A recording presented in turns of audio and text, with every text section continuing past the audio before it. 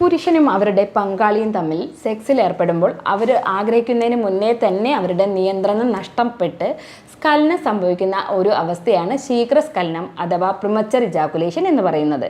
അപ്പം അത്തരത്തിൽ എന്തുകൊണ്ടാണ് ഉണ്ടാവുന്നത്, അതിനെ നമുക്ക് എങ്ങനെയൊക്കെ മറികടക്കാം എന്നതിനെ പറ്റി നോക്കാം. ഞാൻ doctor Nishitha M, doctor Basil's homeo hospital, Pandikkad, Malappuram ജില്ല.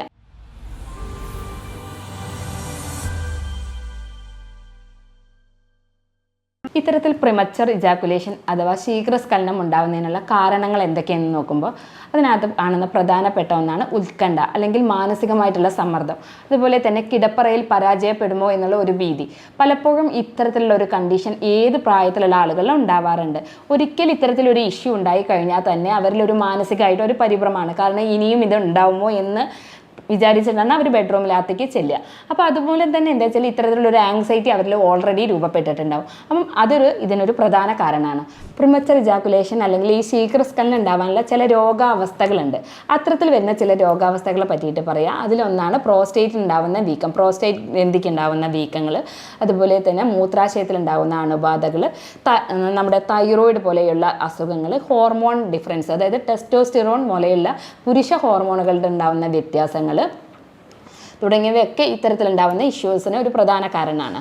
അതേപോലെ തന്നെയാണ് നമ്മുടെ റിലേഷൻഷിപ്പിൽ ഉണ്ടാകുന്ന വിള്ളലുകൾ, പിന്നെ വിവാഹത്തിന് മുന്നേ ഉണ്ടാകുന്ന ചില ലൈംഗികപരമായിട്ടുള്ള ബന്ധങ്ങൾ, ഇതൊക്കെ ഇത്തരത്തിൽ പ്രിമച്ചർ ഇജാക്കുലേഷൻ ഉണ്ടാകാനുള്ള കാരണങ്ങളായിട്ട് കാണാറുണ്ട്. നമ്മുടെ അരക്കേട്ടിലുണ്ടാകുന്ന പേശികളുടെ ബലക്കുറവും ഇത്തരത്തിലുണ്ടാകുന്നതിന് ഒരു പ്രധാന കാരണമാണ്. ഇനി ഈ കാരണങ്ങളൊക്കെ നിങ്ങൾക്ക് മനസ്സിലായിട്ടുണ്ടെങ്കിലും നമ്മൾ ഇനി ഇതിനെ എങ്ങനെയാണ് ഓവർകം ചെയ്യുക, അല്ലെങ്കിൽ ഇത്തരത്തിലൊരു പ്രിമച്ചർ ഇജാക്കുലേഷൻ അല്ലെങ്കിൽ ശീഘ്രസ്ഖലന പ്രശ്നമുള്ള ഒരു വ്യക്തിയാണെങ്കിൽ നമ്മൾ പ്രത്യേകിച്ച് പലപ്പോഴും ആളുകൾക്ക് ഇതൊരു പുറത്ത് പറയാൻ മടിയുള്ളത് കൊണ്ട് തന്നെ അവരതിങ്ങനെ ഹൈഡ് ചെയ്ത് വെക്കുകയാണ് ചെയ്യാറുള്ളത്. അപ്പോൾ അത്തരക്കാർക്ക് നമുക്ക് ചില കാര്യങ്ങൾ അല്ലാതെ ഒരു ചികിത്സ നേടുന്നതിന് മുന്നേ തന്നെ നമുക്ക് ഇതെങ്ങനെ മാറ്റിയെടുക്കാം എന്നതിനെ പറ്റിയിട്ട് നോക്കാം. അതിലൊന്ന് പ്രധാനമാണ് നമ്മൾ എന്താ വെച്ചാൽ ബ്രീത്തിങ് എക്സസൈസ്. നമ്മുടെ ബ്രീത്തിനെ നമ്മൾ ഇജാക്കുലേഷൻ പോവുകയാണ് എന്ന് നമുക്ക് മനസ്സിലാകുമ്പോൾ നമ്മുടെ ബ്രീത്തിങ് പാറ്റേണിൽ ഉണ്ടാക്കുന്ന ഒരു വ്യത്യാസം, അതായത് നമ്മൾ ഡീപ്പായിട്ട് ബ്രീത്ത് ചെയ്യുക, അതിനെ ബ്രീത്തിനെ ഒന്ന് കൺട്രോൾ ചെയ്യുക എന്നുള്ളത്.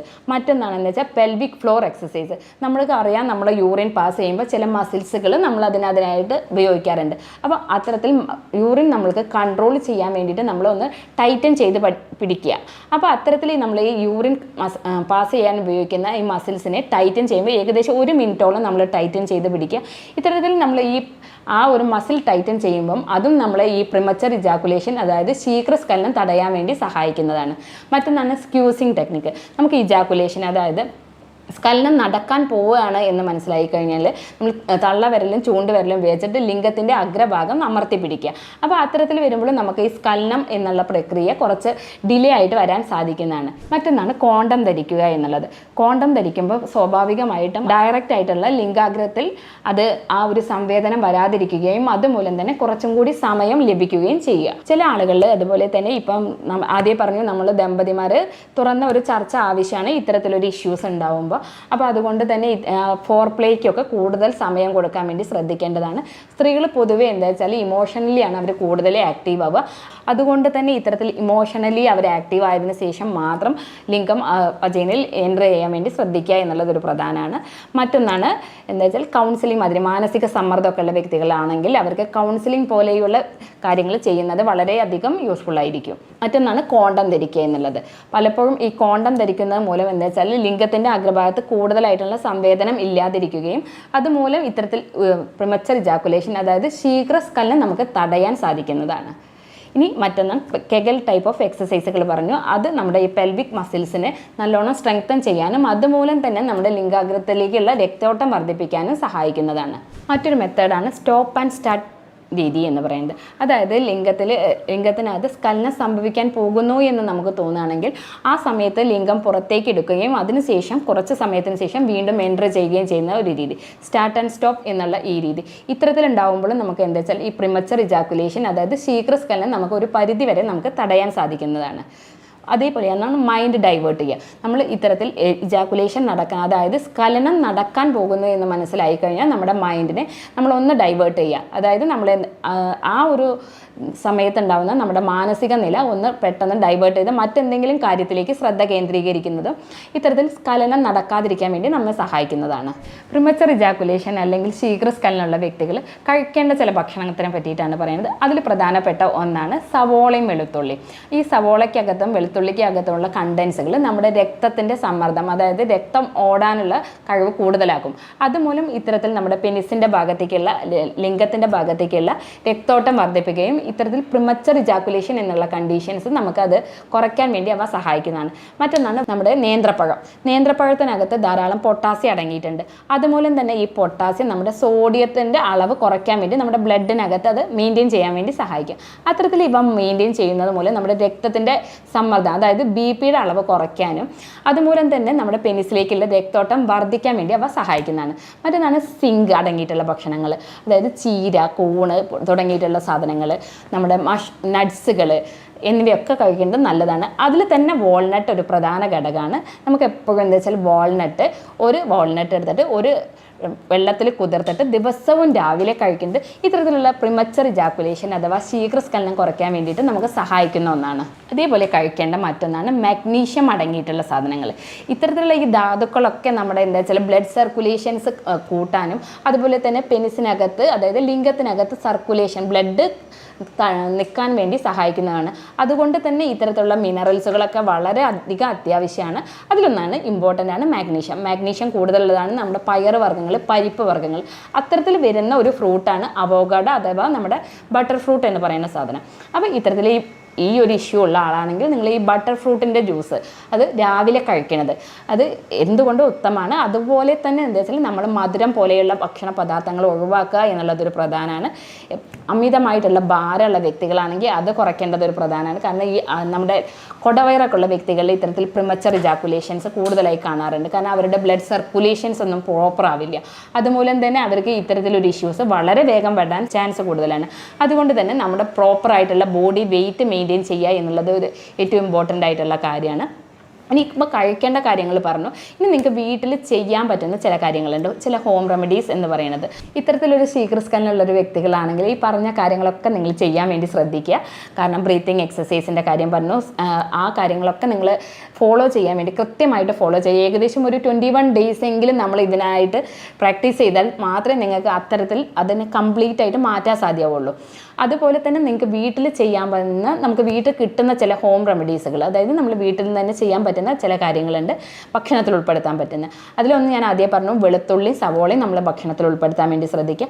മറ്റൊന്നാണ് നമ്മുടെ ശതാവരിയുടെ കിഴങ്ങ് എടുത്തിട്ട് അതിൻ്റെ ഒരു 20 ഗ്രാം നന്നായിട്ട് പാലിട്ട് തിളപ്പിക്കുക. എന്നിട്ട് ദിവസവും 2 നേരം കഴിക്കുക എന്നുള്ളത്. ഏകദേശം ഒരു മാസത്തോളം നിങ്ങളിത് കഴിക്കുമ്പോൾ തന്നെ നിങ്ങൾക്ക് ഇത്തരത്തിലുള്ള ഈ പ്രിമച്ചർ ഇജാക്കുലേഷൻ, അതായത് ഈ ഒരു ശീഘ്രസ്ഖലനത്തിൻ്റെ അളവ് കുറയ്ക്കാൻ സാധിക്കുന്നതാണ്. അപ്പം അതിൻ്റെ അളവ് കുറയുന്നതിനനുസരിച്ച് നമ്മളിപ്പോൾ 2 നേരം കഴിക്കുന്നത് 1 നേരം എന്നുള്ള രീതിയിലേക്ക് ആക്കി മാറ്റേണ്ടതാണ്. മറ്റൊന്നാണ് എന്താ വെച്ചാൽ 2 ക്യാരറ്റ് എടുക്കുക, അതിനകത്ത് തന്നെ ഒരു പുഴുങ്ങിയ മുട്ട കൂടെ മിക്സ് ചെയ്തിട്ട് ഒരു 2 ടീസ്പൂൺ തേനും കൂടെ മിക്സ് ചെയ്തിട്ട് ദിവസവും കഴിക്കുക. അത് ഏകദേശം ഒരു 3 മന്ത്സ്, അതായത് ഒരു 3 മാസമൊക്കെ നിങ്ങൾ തുടർച്ചയായിട്ട് കഴിക്കുകയാണെങ്കിൽ ഈ പ്രിമച്ചർ ഇജാക്കുലേഷൻ, അതായത് ശീഘ്രസ്ഖലനം എന്നുള്ള ഈ ഒരു ബുദ്ധിമുട്ട് നല്ല ചേഞ്ചസ് ആയിട്ട് തന്നെ നിങ്ങൾക്ക് കാണാവുന്നതാണ്. ഇനി ഈ കാര്യങ്ങളൊക്കെ നിങ്ങൾ ശ്രദ്ധിക്കുക. കാരണം ആദ്യം പറഞ്ഞു ഇതിൻ്റെ കാരണങ്ങൾ ഇതൊക്കെയാണ് എന്നുള്ളത്. അതേപോലെ തന്നെ ഞാൻ പറഞ്ഞിട്ടുണ്ട് റിലേഷൻഷിപ്പ്, അതായത് ഹസ്ബൻഡും വൈഫും തമ്മിലുള്ള റിലേഷൻഷിപ്പിന് ഇതിനൊരു ഇമ്പോർട്ടൻ്റ് ആയിട്ടുള്ള റോളുണ്ട്. ഇത്തരത്തിലൊരു ഹസ്ബൻഡ് ഇത്തരത്തിലൊരു ഇഷ്യൂസ് ഉണ്ട് എന്ന് മനസ്സിലാക്കി കഴിഞ്ഞാൽ അവരെ കുറ്റപ്പെടുത്താതെ അവരുടെ കൂടെ സപ്പോർട്ട് ചെയ്ത് നിൽക്കുക എന്നുള്ളതാണ് ഏറ്റവും ഇമ്പോർട്ടൻസ്. അപ്പം അത്തരത്തിൽ കപ്പിൾസുകൾ ഒരു കൗൺസിലിംഗ് എന്നുള്ള രീതിയിലും കൂടി റെഫർ ചെയ്യാറുണ്ട്. മാനസിക സമ്മർദ്ദം, ടെൻഷൻസ് ഒക്കെ കുറയ്ക്കാൻ വേണ്ടി കൗൺസിലിങ്ങും അതുപോലെ തന്നെ ബിഹേവിയറൽ തെറാപ്പീസ് ഉണ്ടെങ്കിൽ അതൊക്കെ അതിന് കൂടെ മാറ്റേണ്ടതാണ്.